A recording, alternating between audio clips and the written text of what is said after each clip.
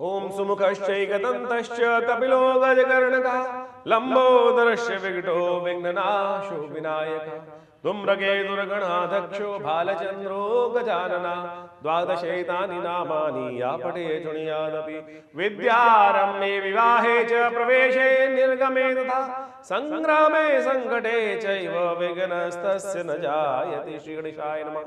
मिथुन राशि वालों के लिए ग्रहों का योग किस प्रकार का बन रहा है, शनि के अस्त होने से आपकी राशि पर क्या प्रभाव पड़ने वाला है। शनि महाराज आपकी राशि के अनुसार से इस वक्त बड़ी अच्छी स्थिति में चल रहे थे, लेकिन शनि का एक प्रभाव होता है कि शनि शनि धीरे धीरे सब कुछ कार्य करता है, लेकिन जो करता है ना वो ऐसा करता है कि पता भी नहीं चलता कि कब बड़ा लाभ दे जाता है। लेकिन शनि महाराज अब अस्त होने जा रहे हैं, आपके भाग्य में चल रहे थे शनि महाराज, और शनि का भाग्य में चलने के कारण से बहुत अच्छे से कई बार योग बनता है, और आपकी राशि के अनुसार से मिथुन राशि वालों के हिसाब से ग्रह योग दिखा रहे थे। लेकिन कई बार क्या होता है, जैसे पता नहीं चलता लोगों को कि लाभ कैसे होगा, एकदम वो चीज़ प्रतिपादित होकर आ जाती है। अब समस्या क्या है कि शनि का जो विशेष तौर पे प्रभाव है वो बड़ा क्षीण है, धीरे धीरे धीरे धीरे। जैसे आप समझें चंद्रमा जो है वो 2.5 दिन में एक राशि करीब करीब 3 दिन में एक राशि पार कर जाता है, हर विशेष तौर पर बहुत जल्दी परिवर्तन का योग बनता है। लेकिन वहीं शनि महाराज जो है 2.5 साल तक एक राशि में चलते हैं। तो ऐसे में जो शनि का प्रभाव है वो विशेष तौर पर मालूम नहीं चलता है लोगों को कि कब शनि का प्रभाव प्राप्त होने वाला है। आपकी राशि के अनुसार से बड़े सुंदर स्थान में शनि महाराज चल रहे थे आपकी राशि में, तो ऐसे में भाग्य जगाने के प्रयास कर रहे थे।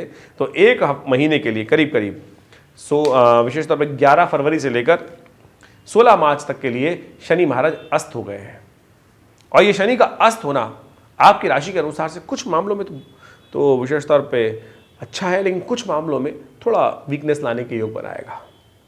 लेकिन चिंता ना करें, उसके प्रभाव को आप अच्छे से समझते हुए कार्य करने का प्रयास कर सकते हैं। हर चीज़ का कुछ अच्छा कुछ नेगेटिव प्रभाव होता है। शनि महाराज भाग्य जगाने के लिए तैयार बैठे थे, लेकिन पुरुषार्थ में कमी ला रहे थे। शनि कहाँ है? सप्तम विशेष तौर पर 9वें भाव में इस वक्त पिछले जनवरी से चल रहे थे। ऐसे व्यक्ति आमतौर पर क्या हो जाता है, पूरा संपूर्ण रूप से भाग्य पर निछावर करने के योग बना देते हैं। कई बार स्थिति ऐसी होती है भाग्य ही सब कुछ करेगा, मेरे भाग्य में ही सब कुछ, और जब कार्य धीरे धीरे लगेगा तो हम कहते हैं हम भाग्य का दोष देते हैं। भाग्य के नहीं, पुरुषार्थ के दोष थे, पुरुषार्थ के दोष थे आपकी राशि के अनुसार से। यदि आप किसी व्यक्ति को ये लग रहा है कि मिथुन राशि वालों को लाभ नहीं मिला है तो केवल पुरुषार्थ का दोष था, क्योंकि वो भी शनि की दृष्टि के कारण से पुरुषार्थ नहीं हो पा रहा था। क्योंकि तृतीय भाव पर शनि की दृष्टि पड़ रही थी, और शनि की दृष्टि अशुभ अच्छी नहीं होती। शनि की सब जगह वहाँ पर बैठा रहेगा तो वो सिंह राशि जो विशेष तौर पर है वहाँ पर वो पिताजी की राशि है उनके, और वहाँ पर वो कभी शुभ प्रभाव नहीं देता है। तो यही कारण था। तो अब शनि महाराज 1 महीने के लिए अस्त हो जाएंगे। तो ऐसे में आप समझ लीजिए जो अब पुरुषार्थ करेंगे, सूर्य महाराज आकर विशेष तौर पर 13 फरवरी को उसी भाग्य वाले स्थान में अवस्थित हो जाएंगे, शनि को अस्त जिनके कारण से हो रहे हैं शनि महाराज, और वो आपके लिए भाग्योदय करने के योग बनाएंगे। इस कारण से, पुरुषार्थ से, कर्म से, क्योंकि शनि सूर्य वहाँ पर आकर आपके विशेष तौर पर आप समझे तो वो आपके तृतीय भाव को देखेंगे।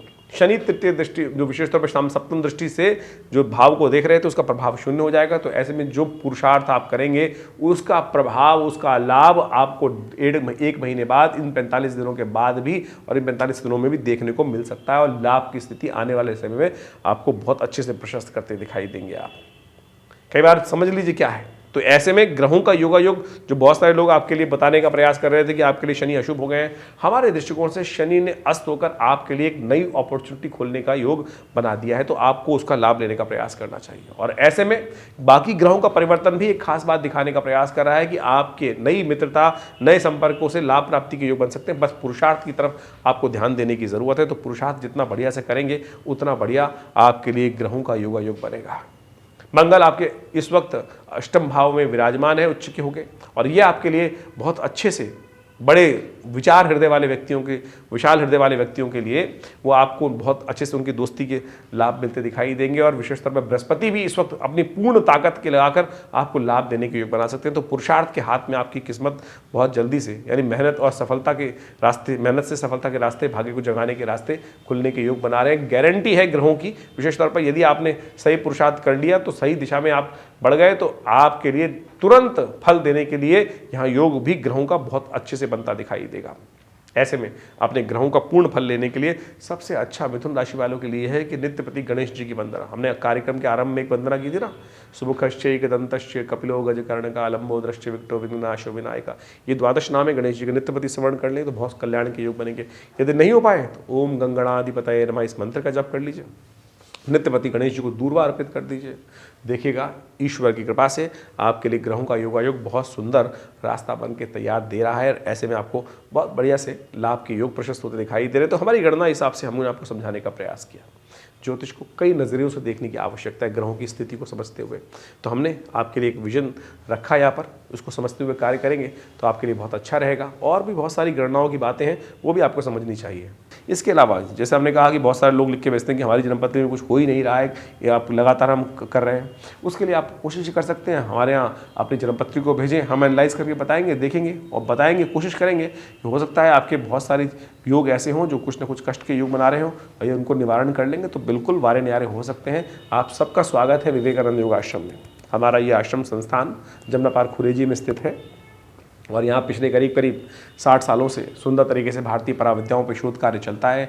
हमारे पिता आचार्य श्री केशव देव जी महाराज के साथ सानिध्य में रहकर बहुत सारे विषयों पर आश्रम में लगातार शोध हुआ और आज भी उन्हीं कार्यों पर हम आगे बढ़ाने का प्रयास कर रहे हैं। नित्यपति आश्रम में करीब 8 घंटे के आसपास यज्ञ होता है और बहुत सारे उत्सव समय से मनाए जाते हैं और हम आपको अवगत कराते ही रहते हैं उन सब संबंध में।